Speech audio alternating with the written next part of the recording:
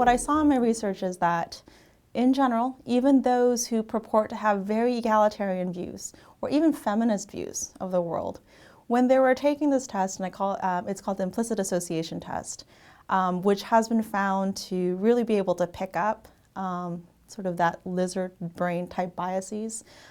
So doctors have been using this to try to figure out any of their biases. Companies are incorporating it within diversity trainings because we've seen that this test seems to predict real life behavior.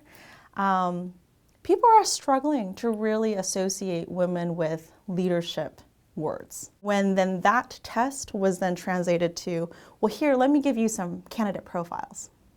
And I'm going to give you a male profile, I'm going to give you a female profile, and I'm going to have you start comparing them. Those that were really struggling with that test often chose the male candidate over the female candidate when I intentionally set it up so that the two candidates were equally qualified. Same education levels, same experience levels, they looked exactly the same. And sometimes I made the woman slightly more qualified. The association was a little weaker, so that qualification did help her, but not as much as I would have hoped.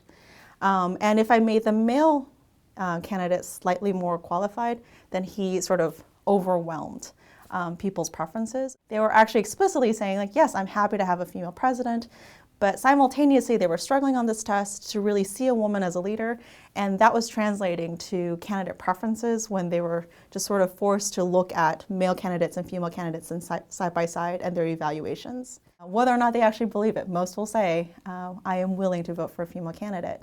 But what that female candidate has to be in relation to that male candidate, that's still something that we need to figure out. And the study at least starts showing that on average, when you don't have a lot of information about policy, you actually need to have a female candidate that is so obviously more qualified than the male candidate that she can overcome that hurdle. And that's not easy to do.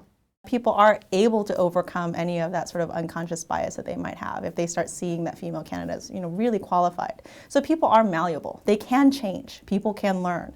But that's not going to happen if people don't actually run, right? If women don't put themselves out there, then there is not going to be an example of what a woman leader can look like. And it's those examples that need to be created so that people become much more comfortable with what a leader looks like. And it's only then hopefully the discussions are much more about policy and less about the traits of a female. There are certain facets of what it means to be a female candidate that are not going to go over well. So to not cry, to not show vulnerability, and to really talk about how they can handle sort of male issues like security, economics, that they're emphasizing those a lot.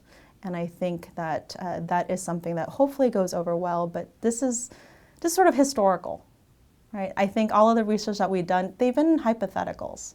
So I think I'm also watching this with interest because it's starting to kind of see if the work that we've created and the things that we've studied in laboratories, is that actually going to pan out on a national stage?